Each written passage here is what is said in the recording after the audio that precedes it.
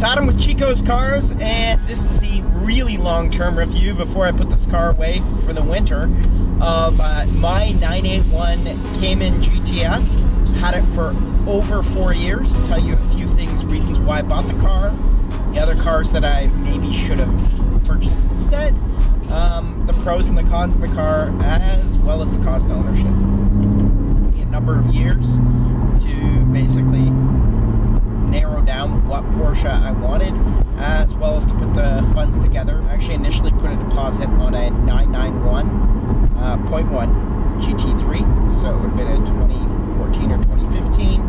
However, let's just say, started to think about the cost.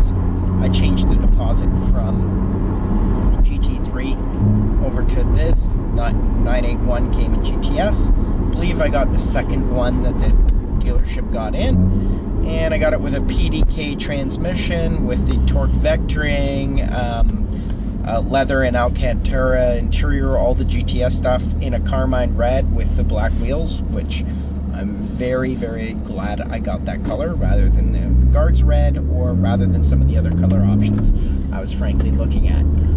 I think the Carmine red is one of the more beautiful colors in the Porsche lineup. It has been massively reliable, just like my previous Porsche, actually even more reliable than that. I don't think I've had one warranty issue with this.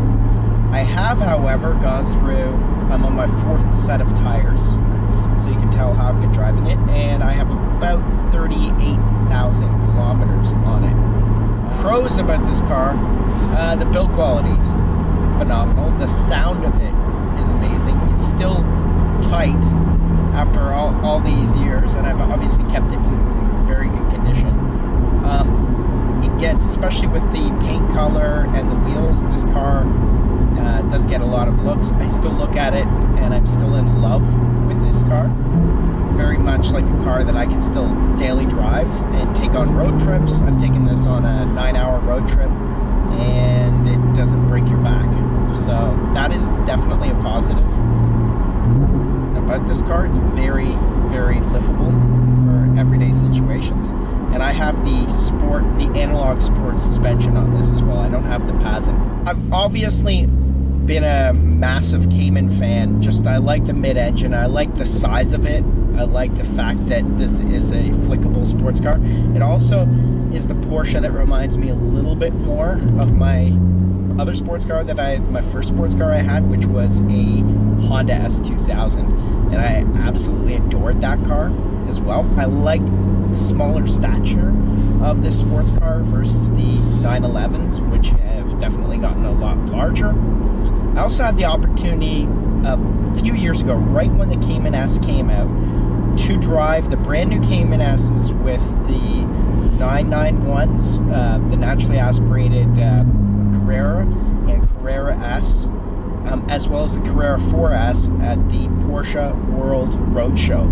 And so what they did was they put actually the base Cayman, and then the Cayman S, followed by like a Carrera, followed by a Carrera S, followed by a Carrera 4S, and you got to move around and try out all the different cars during the day. And I was actually with a fellow who had a 997 turbo, and we both basically commented that we felt the car that on the track that felt the best by far was the Cayman S. Didn't have the most power, but it felt just absolutely phenomenal. The turn-in is just amazing on these Caymans. But that's what convinced me to get a Cayman platform car versus like a regular 911 Carrera S or a 4S. Fantastic. While it doesn't have the power that some sports cars, modern sports cars have, with only 340 horsepower, this is not something that is necessarily a drag car. I would still consider this with the PDK transmission very quick, and it has never sort of let me down, except maybe on the track when you're playing the GT3s. Then you really notice, or Corvettes, you really notice that you're underpowered in comparison to them.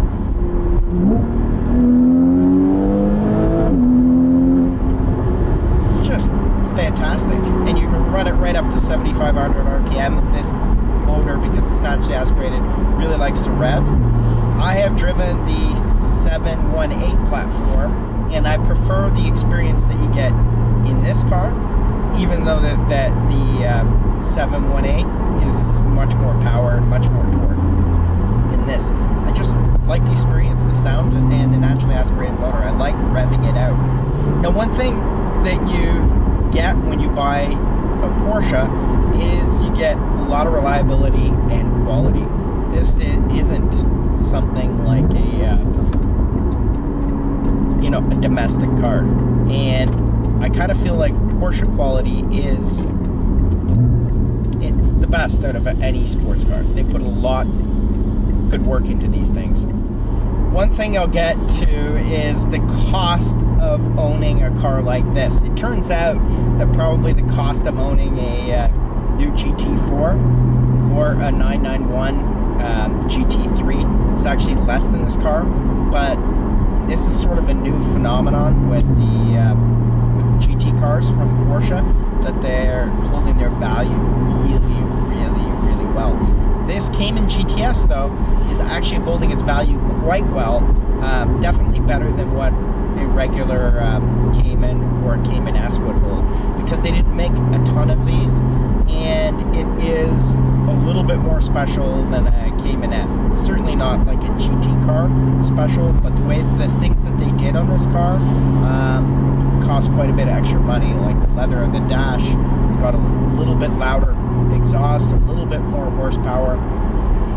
They did some nice exterior blackout on some of the stuff and just made the car that much sportier. And I think a lot of people would be better served with the 911 GTS rather than a GT3 or a GT3 RS, and maybe a Cayman GTS rather than a Cayman GT4. They don't need that extra stiff suspension. They don't need the motors that need to be run out even further. They don't need that extra horsepower. They're not running them that hard anyways. And these cars are more livable, more comfortable. There's more, creature comforts with this car. It's got parking sensors, and you don't need to. My friend who's got a GT4, you've got to be very careful on the angles you go up on driveways, where you park it. This, I haven't had too many problems with scraping it. It's basically an average car. You just drive it like a normal car and have fun. For a Porsche Cayman GTS, the actual ownership costs, I've listed it very handily right on the hood of my car. So we have about $40,000 in depreciation, and this is $120K including tax. Canadian tax is 13%. I figure with a sellback I can get approximately $80K for that, for the car, and keep in mind I'm just guessing based on some Auto Trader and Kijiji items. So you're looking at about $40K in depreciation, another $12,500 in service, and I've always had this serviced at a Porsche dealership, and then the extended warranty, which I just added prior to the 4-year warranty going off, and I am at about $56,500. And I've done all this. Is, keep in mind, this car has 40,000 kilometers on it, kept in mint condition. Oh, plus a hood. No, actually, this is dry erase marker. Comes right off.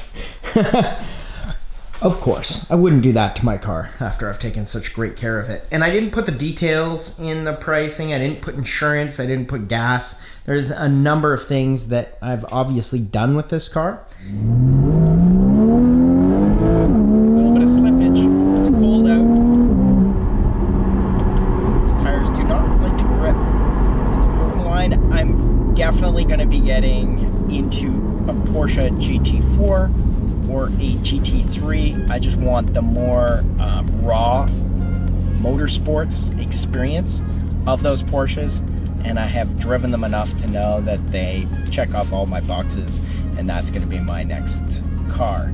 That being said, this car has been super reliable. It's super fun to drive. I still get in it, and it still brings a massive smile to me, and I still feel very lucky being able to own a car like this. And please subscribe to my channel, Chico's Cars, and I'll bring you more cool cars and interesting car content. Thanks for watching.